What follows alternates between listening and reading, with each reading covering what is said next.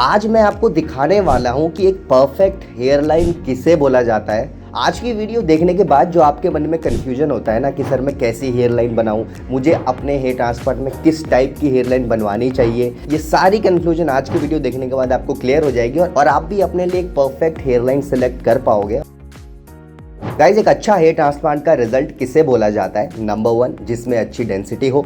Number 2, जिसका look natural हो। और लुक नेचुरल तभी आता है जब आपकी हेयर लाइन नेचुरल हो, राइट। और अगर आपकी हेयर लाइन नेचुरल नहीं है तो भाई कितनी भी आपकी अच्छी डेंसिटी आ जाए ट्रांसप्लांट के बाद, आपका लुक नेचुरल नहीं आ सकता और आपको दोबारा ट्रांसप्लांट करवाना पड़ेगा। आज मैं आपको दिखाने वाला हूं कि एक परफेक्ट हेयर लाइन किसे बोला जाता है। आज की वीडियो देखने के बाद जो आपके मन में कन्फ्यूजन होता है ना कि सर मैं कैसी हेयर लाइन बनाऊं, मुझे अपने हेयर ट्रांसप्लांट में किस टाइप की हेयर लाइन बनवानी चाहिए, क्या मेरे पे ऐसी हेयर लाइन सूट करेगी कि नहीं, ये सारी कन्फ्यूजन आज की वीडियो देखने के बाद आपको क्लियर हो जाएगी और आप भी अपने लिए एक परफेक्ट हेयर लाइन सेलेक्ट कर पाओगे और आपका रिजल्ट भी नेचुरल आएगा। सो वीडियो को आप स्टार्टिंग से लेकर एंड तक जरूर देखिएगा। दोस्तों, वीडियो की तरफ बढ़ते हैं, लेकिन सबसे पहले अगर आप अपना हेयर ट्रांसप्लांट करवाना चाहते हो और आप कंफ्यूज हो आपको कितने ग्राफ्ट लगेंगे, आपके ट्रांसप्लांट में खर्चा कितना आएगा, आपको ट्रांसप्लांट करवाना चाहिए भी कि नहीं, और आप भी हेयर ट्रांसप्लांट से रिलेटेड इन्फॉर्मेशन सर्च कर रहे हो तो आप हमारी वेबसाइट besthairhelp.com पर विजिट कर सकते हो। वहाँ पे आपको ट्रांसप्लांट से रिलेटेड सारी की सारी इन्फॉर्मेशन मिल जाएगी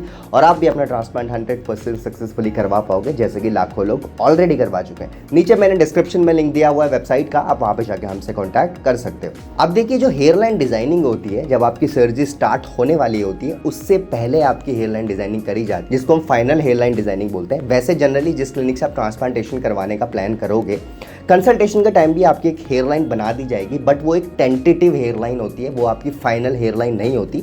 फाइनल जो आपकी हेयर लाइन डिजाइनिंग होगी वो आपकी सर्जरी वाले दिन होती है और मोस्टली सर्जरी होने से पहले ही स्टार्ट हो जाती है और पेशेंट के अप्रूव करने के बाद ही उस हेयर लाइन को फाइनल माना जाता है और उसी हेयर लाइन पर फिर सर्जरी होनी स्टार्ट हो जाती है, राइट। इस बात में आप प्लीज ध्यान देना कि आपके अप्रूवल के बाद ही जो आपकी हेयर लाइन होगी ना, उसी पे वर्क होगा, राइट। सो अगर आप बोलते हो ना कि मेरी हेयर लाइन क्लिनिक ने ऐसी बना दी, आपके अप्रूवल के बिना कोई क्लिनिक वैसी हेयर लाइन नहीं बनाता, राइट। एक अच्छे क्लिनिक से अगर आप ट्रांसप्लांट करवाओगे तो आपके अप्रूवल के बिना आपकी हेयर लाइन नहीं बनाएंगे। फाइनल जो कॉल होता है वो आपके हाथ में होता है। डॉक्टर आपको बता देते हैं कि देखो इस टाइप से हम हेयर लाइन आपकी बना सकते हैं, आप बस सेलेक्ट कर लो आपको कौन सी हेयर लाइन आपको ज़्यादा अच्छी लग रही है, राइट। तो फाइनल कॉल हमेशा पेशेंट को ही दिया जाता है। डॉक्टर का काम रिकमेंडेशन होता है, डॉक्टर आपको प्लानिंग बता देंगे कि इस प्लानिंग से अगर आप हेयर लाइन बनाते हो तो फ्यूचर के लिए आपके लिए ये ज़्यादा बेटर रहेगा, राइट। अगर आप हेयर लाइन को थोड़ा नीचे रखते हो तो हो सकता है फ्यूचर में आपको दिक्कत हो, या ऊपर रखते हो तो आपका लुक उतना अच्छा ना आए। तो फाइनल कॉल जो होगा वो आपका होगा, डॉक्टर आपको हमेशा रेकमेंड करते हैं। और जब आपकी सर्जरी स्टार्ट होती है और आपका एक्सट्रैक्शन प्रोसेस, जब ग्राफ्ट्स को निकाला जाता है, जब वो कंप्लीट हो जाता है, उसके बाद भी सर्जन आपसे एक फाइनल अप्रूवल लेता है कि एक्सट्रैक्शन हो गया, अब आप हेयर लाइन देख के कंफर्म एक बार दोबारा से कर दो ताकि हम उसमें स्लिटिंग स्टार्ट करें, क्योंकि एक बार स्लिट्स बन गए फिर आपकी हेयर लाइन डिजाइनिंग चेंज नहीं हो सकती। तो हेयर लाइन डिजाइनिंग में एक तो सर्जरी वाले डे में आपका सर्जरी से पहले अप्रूवल लिया जाता है, उसके बाद जब एक्सट्रैक्शन कंप्लीट होता है उसके बाद भी एक बार आपसे कंफर्मेशन लिया जाता है, राइट। हालांकि ये सारे प्रोटोकॉल्स हमेशा फॉलो किए जाते हैं, लेकिन फिर भी जब रिजल्ट आता है तो पेशेंट बोलते हैं सर हेयर लाइन मेरे हिसाब से नहीं बनाएगी। देखो, आपकी फाइनल कॉल के बिना आपकी हेयर लाइन कभी नहीं बनाई जाती, राइट। और जो हेयर लाइन डिज़ाइनिंग होती है ना, ये बहुत सारी चीज़ों पे डिपेंड करती है, जैसे कि आपकी फेशियल सिमेट्री, आपकी एज, आप किस एज ग्रुप से आ रहे हो। अगर आप यंग हो तो आपकी हेयर लाइन ऑब्वियसली थोड़ी एग्रेसिव बनाई जाएगी, या अगर आप 40+ हो तो आपकी हेयर लाइन को थोड़ा रिसीडेड रखा जाएगा ताकि आपका लुक हो अपने एज ग्रुप के साथ मैच हो, राइट। अगर किसी 40-45 साल के आदमी की हेयरलाइन बहुत एग्रेसिव बना ली, वो बहुत आर्टिफिशियल लगेगा। जैसे आप पुराने ज़माने में एक्टर्स को देखते थे ना, तो उनका अलग ही हेयरलाइन लगती थी, क्योंकि वो जो या तो वो विग पहनते थे और या फिर अगर ट्रांसप्लांट होता था तो बहुत एग्रेसिव बना दिया जाता था। तो डॉक्टर हमेशा आपके एज ग्रुप को देख के भी आपकी हेयरलाइन डिज़ाइन करते हैं, राइट। सो ये कुछ फैक्टर्स हैं जिस पे आपकी हेयरलाइन डिज़ाइनिंग डिपेंड करती है। सारे पेशेंट में सेम हेयरलाइन बनना पॉसिबल तो है बट रिकमेंडेड नहीं होता। ध्यान दें, सारे पेशेंट में सेम हेयरलाइन बनना पॉसिबल है ज़रूर, लेकिन वो रिकमेंडेड नहीं है। ज़रूरी नहीं है कि आप अगर किसी को देख रहे हो और आपको उसकी हेयरलाइन पसंद आ रही है तो वो एग्जैक्ट सेम हेयरलाइन आप पे भी सूट करे। ज़रूरी नहीं होता। आपके फेशियल फीचर पे ये डिपेंड करता है, आपकी फेस सिमेट्री पे ये डिपेंड करता है, आपके एज ग्रुप पे ये डिपेंड करता है कि आप पे कौन सी हेयर लाइन अच्छी लगने वाली है। हाँ, आप डॉक्टर को बता सकते हो कि सर मुझे ऐसी हेयर लाइन पसंद है तो इससे मिलती जुलती आप मेरी हेयर लाइन वैसी बना देना, राइट।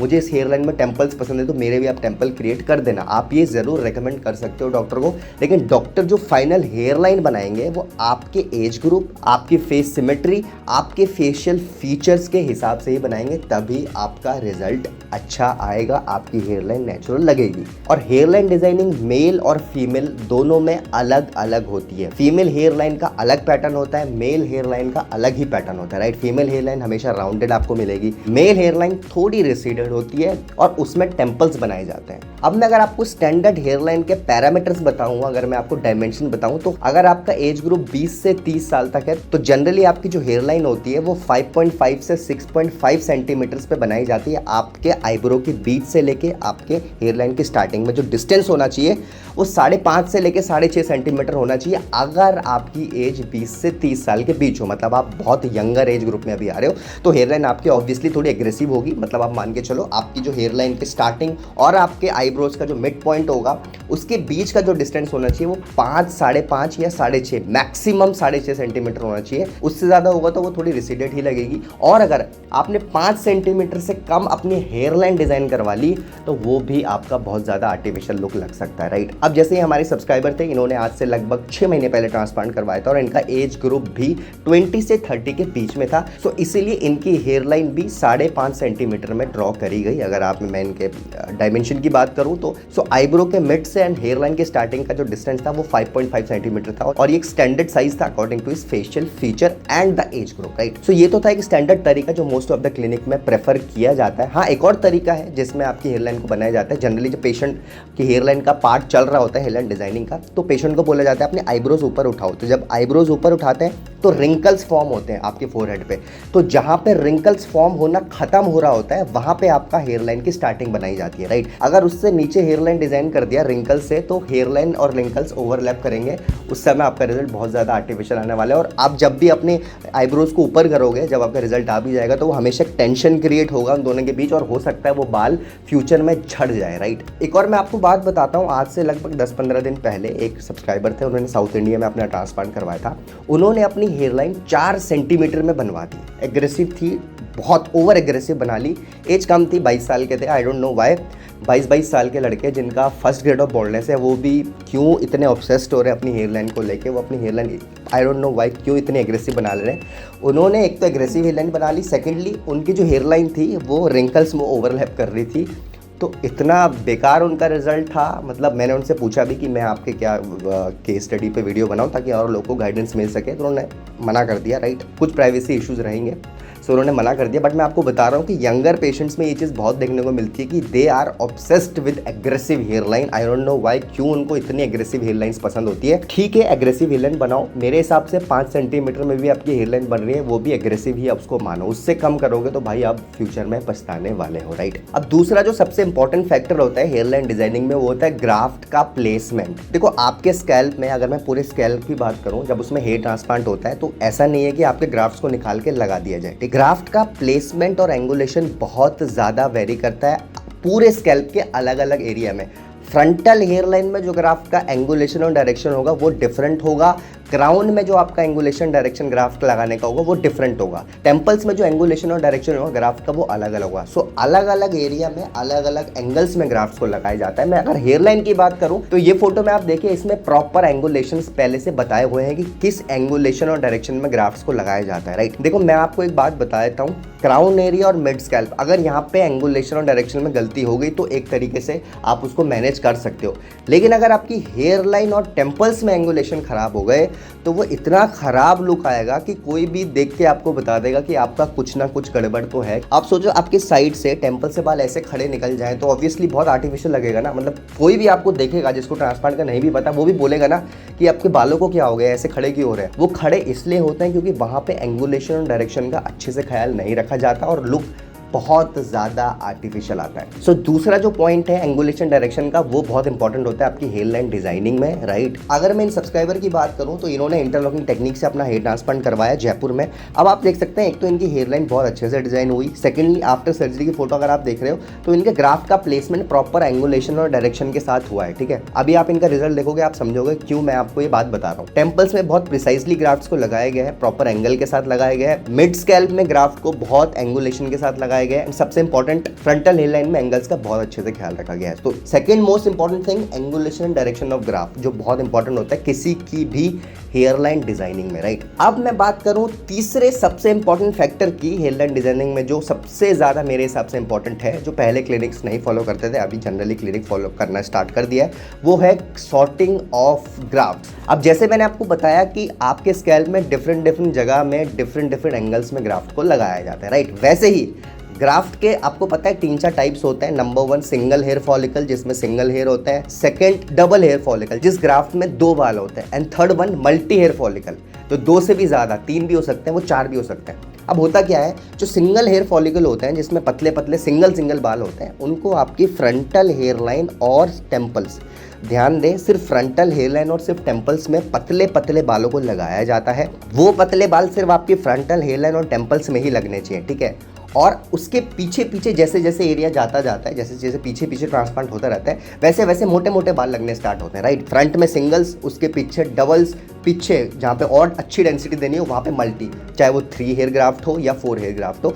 जितने मोटे बाल होते हैं वो पीछे वाले एरिया में लगाए जाते हैं, और इन सारों का कॉम्बिनेशन मिलके ही एक नेचुरल रिजल्ट आता है। अगर आपकी हेयर लाइन और टेम्पल्स में मल्टी हेयर फॉलिकल लगा दिए मोटे वाले, तो वो बहुत आर्टिफिशियल लगेगा। या फिर अगर सिंगल्स आपके पीछे लगा दिए, ठीक है, अगर आपने पीछे ट्रांसप्लांट कराया सिर्फ और सिंगल्स सारे पीछे लग गए, तो वहाँ डेंसिटी नहीं आने वाली है आपकी। आप बोलोगे यार 4000 ग्राफ्ट लगा है, डेंसिटी तो आई नहीं। अगर वही 4000 ग्राफ्ट आपके सारे मल्टी हेयर फॉलिकल होते हैं, 3 या 4 बाल वाले, तो ऑब्वियसली आपके 12000 बाल उगते। अब वही 4000 ग्राफ्ट आपने सिंगल हेयर फॉलिकल लगा दिया, तो 4000 ग्राफ्ट के 4000 बाल ही उगेंगे। डेंसिटी आपकी अच्छी नहीं लगेगी। फिर आप बोलोगे मेरी डेंसिटी अच्छी नहीं, मेरा ट्रांसप्लांट फेल हो गया। आपका ट्रांसप्लांट फेल नहीं हुआ, आपने गलत जगह गलत टाइप के ग्राफ्ट्स को लगा दिया, सिंपल सी बात है, ठीक है। हमें काफ़ी लोग कॉन्टैक्ट करते हैं जिन्होंने अपने मिड स्कैल्प में ट्रांसप्लांट करवाया होता है, 2-2.5 ग्राफ्ट लगवाए होते हैं और ग्राफ्ट वो उगे भी होते हैं, फिर भी डेंसिटी नहीं आती। अब वो क्या बोलते हैं, सर क्लिनिक ने फ्रॉड कर दिया, हमारे 2.5 ग्राफ्ट लगाए वो उगे ही नहीं। आपके ग्राफ 2.5 लगे हैं और वो उग भी गए हैं, बट वो सिंगल हेयर फॉलिकल लगा दिए। अगर मैं सिंगल्स की बात करूं तो सिंगल्स के हिसाब से आपके सारे बाल उग गए हैं भाई। अगर वो ग्राफ्ट आपके मल्टी हेयर फॉलिकल लगे होते 3 बाल या 4 बाल वाले, तो आपकी डेंसिटी ऑब्वियसली बहुत अच्छी आनी थी। तीसरा सबसे इंपॉर्टेंट फैक्टर जो होता है हेयर लाइन डिजाइनिंग में, वो ये होता है कि आपको सिंगल हेयर फॉलिकल ही लगाने हैं हेयर लाइन और टेम्पल्स में। अगर आपने इन 3 चीजों का ख्याल रख लिया कि आपको फ्रंटल हेयर लाइन में सिंगल हेयर फॉलिकल लगाने और टेम्पल्स में, सेकेंडली उनका डायरेक्शन एंगल का प्रॉपर ख्याल रखना है, third the most important one, hair line designing अपने एज और अपने फेशियल सिमेट्री के हिसाब से बनानी है। ये 3 चीजें फॉलो कर लो। अगर आपका रिजल्ट नेचुरल नहीं है, फिर आप मेरे कमेंट बॉक्स में आके कमेंट करते रहना। मैं इन पेशेंट की बात करूं, ये हमारे सब्सक्राइबर थे, सिर्फ 6 महीने का रिजल्ट आप इनका देखो। इनके हेयर ट्रांसप्लांट में तीनों चीजें अच्छे से फॉलो करी गई। इनकी हेयर लाइन डिजाइन बहुत अच्छे से बनाई गई, इनके single hair follicle frontal hair line और टेम्पल्स में लगाए गए, एंगुलेशन डायरेक्शन का बहुत अच्छे से ख्याल रखा गया। आप रिजल्ट देखिए 6 महीने में कितना अच्छा रिजल्ट आया है, कितनी नेचुरल हेयर लाइन आई है। डेंसिटी की मैं बात करूँ तो आप देख सकते हैं डेंसिटी भी बिल्कुल परफेक्टली मैच कर रही है। तो और यही 3 पॉइंट थे जिनका क्लिनिक ने अच्छे से ख्याल रखा और आप रिजल्ट देख सकते हैं। It is one of the most natural results I have personally ever seen. वैसे अगर आप अपना हेयर ट्रांसप्लांट करवाने का प्लान करो और कंफ्यूज हो कि मुझे कैसी हेयर लाइन बनानी चाहिए, तो आप भी बेस्ट हेयर हेल्प में अभी जाओ, कॉन्टैक्ट करो, अपनी फोटोज़ भेजो, हम आपको बताएंगे कौन सी हेयर लाइन आप पे सूट करेगी और आपको एक बेस्ट क्लिनिक से हेयर ट्रांसप्लांट करवाने के लिए गाइड करेंगे। सो गाइस, ये थी आज की वीडियो। उम्मीद करता हूँ आपको आज की वीडियो पसंद आई होगी। अगर आपको आज की वीडियो पसंद आई तो हमारी वीडियो को लाइक करिए, अपने फ्रेंड्स के साथ ज़्यादा से ज़्यादा शेयर करिए, एंड अगर आप फर्स्ट टाइम चैनल में आ रहे हैं तो चैनल को सब्सक्राइब कर दीजिए। आने वाले टाइम में बहुत सारे ऐसी वीडियोस लाने वाले हैं जिनकी नोटिफिकेशन डायरेक्टली आपके फोन में पहुंच जाएगी। Thank you so much for watching guys.